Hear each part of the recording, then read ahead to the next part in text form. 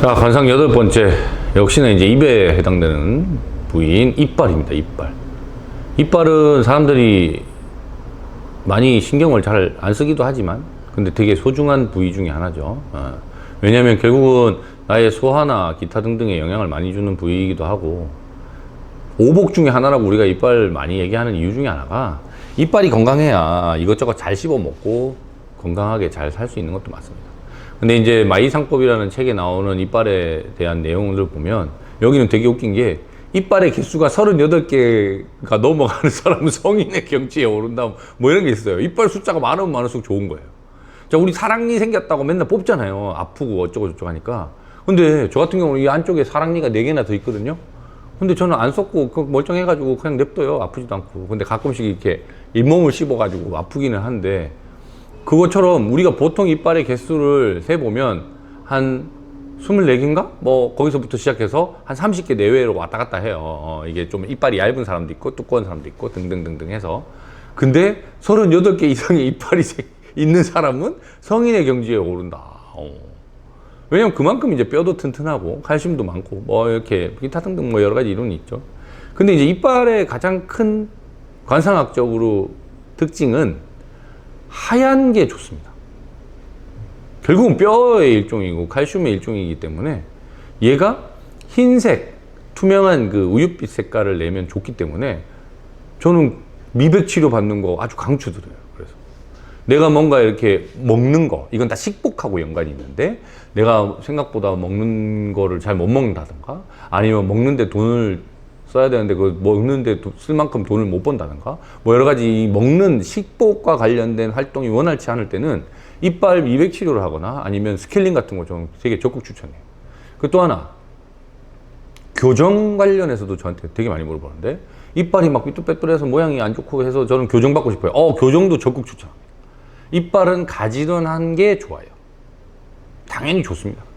모양새도 이쁘고 여러 가지 뭐 얼굴 볼 때도 그렇고 뭐 그 외에 내가 살아가는 데 있어도 좋고. 그래서 이빨을 관리 잘 안 하면 제일 먼저 문제 생기는 건 전부 모두 식복하고 연관돼요. 먹는 거. 그러면 식복하고 연관이 됐다는 말은 내 소화기라든가 또는 여러 가지 내가 먹고 살기 위해서 벌어야 되는 돈, 또는 맛있는 거 먹는 거. 근데 괜히 뭐 내가 맛있는 거 먹었는데도 갑자기 탈나거나 아프거나 이런 게 전부 이빨하고 관련이 있어요. 그래서 요즘 우리나라 좋잖아요. 건강검진 받을 때 한 번씩 스케일링도 공짜로 해주고. 그래서 꼭 병원 가셔가지고 이빨은 관리를 많이 하시면 좋겠어요. 특히나 이제 나이를 먹으면 먹을수록, 자, 임플란트를 하면 되지라고 생각을 하시는 분들도 많은데, 제가 옛날에 이제 의료기리스나 이런 거 하면서도 보면 임플란트는 연구한 게 아니에요. 최대한 늦게 하시는 게 좋습니다. 왜냐면 빨리 하고 나면 임플란트도 따라요. 우리가 이렇게 씹는 활동을 이렇게 저작 활동이라고 하는데, 이거를 많이 하면 할수록 걔도 따라요. 걔 금속으로 돼 있어요. 쇠로 돼 있는데도 따라요. 그러니까 우리 이빨이 얼마나 대단한지 아시겠죠? 이 쇠도 딸는 정도의 이 반복 작업을 하는데, 이걸 갖다가 그냥 내 이빨로 유지해서 80, 90까지 가면 얼마나 복이겠어요. 그래서 오복 중에 하나라고 얘기하는 것도 그렇고, 그러기 위해서는 지속적인 관리와 지속적인 미백, 그리고 이빨도 보통 우리가 뭐 333 법칙이라고 배우셨나 모르겠네. 하루에 3번 3분 닦고, 뭐 그 다음에 또 뭐였더라? 3위? 하여튼. 그래서 저도 옛날에는 치실이나 이런 거 안 썼는데 이게 좀 필요하더라고요. 그게 왜 그러냐면, 불과 100년 전만 해도 고기 먹을 일이 별로 없었어요. 왜냐면 고기가 많지도 않고, 지금처럼 뭐 이렇게 축산업이 발달해가지고 막 이렇게 흔하게 먹을 수 있는 게 아니었어요.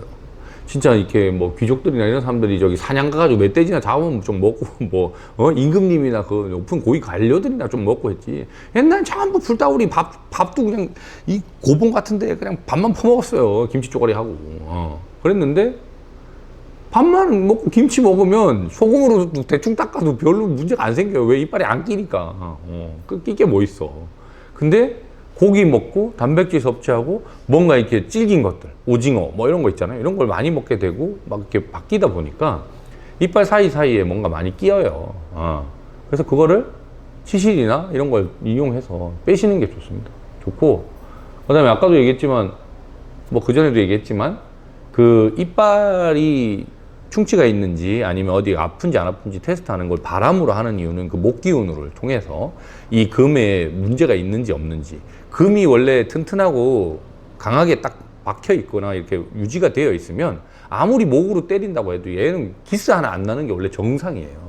근데 바람만 집어넣어도 한다는 건 벌써 얘가 문제가 생긴 겁니다. 안에가 썩었든지 아니면 그 옆에가 뭐가 문제가 있든지 그런 거라서, 치과 가시는 거를 두려워하거나 치과 가시는 거를 거부하거나 치과 가시는 거를 웬만하면 안 가려고 하시는 거는 바꾸시는 걸 정말 추천드립니다.